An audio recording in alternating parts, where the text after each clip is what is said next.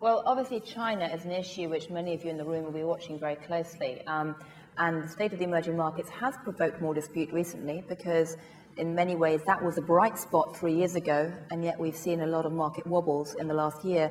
Tidjane, are you still optimistic about the emerging markets right now? Do you think they can provide a meaningful source of growth for the global economy? Well, Julian, we are, because starting with the US, several of my co-panelists have commented on the recovery. We believe there is a recovery, things are better.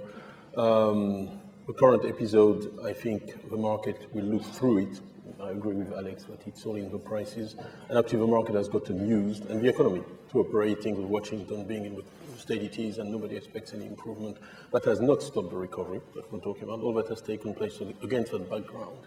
So that's when the US will be okay. I think China is okay. They're trying to engineer a soft landing, and I am more comfortable with China growing at 6.57%, which is still very good across the cycle, rather than doing 10, 9, and then 3, 4. And I think that's exactly, that swing would be politically unmanageable, and that's exactly what the Chinese leadership is trying to avoid. I acknowledge the credit bubble, but keep in mind that savings rates in China are 50% of GDP, so managing the Chinese economy is a completely different task from other countries in the West where saving rates are much lower, is structurally healthy. And if you think about foreign capital, the foreign ownership of the equity market in China is 2%, 40% in India, 30% in Indonesia. So it's actually a potential upside, because they could actually trigger an inflow of foreign capital if they need to. So they're in a very different situation from other emerging markets. Now, if you look at the other emerging markets, they've been the great, in a way, the winners are vulnerable, because if you're a winner in globalization, exports were a big part of your current account surplus. So if the economy slows down, you're more than proportionately impacted.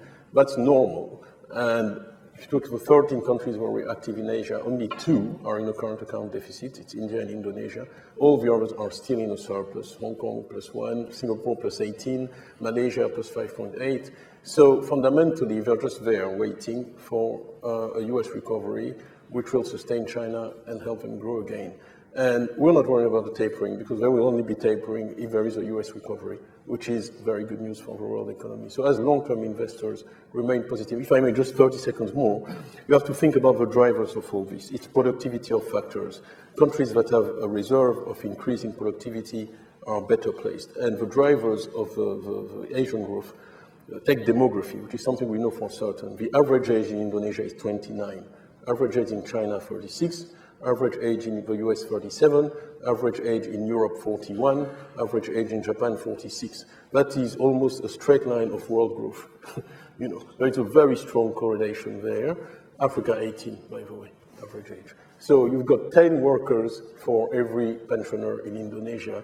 You've got 3.7 in Europe. You've got 2.4 in Japan.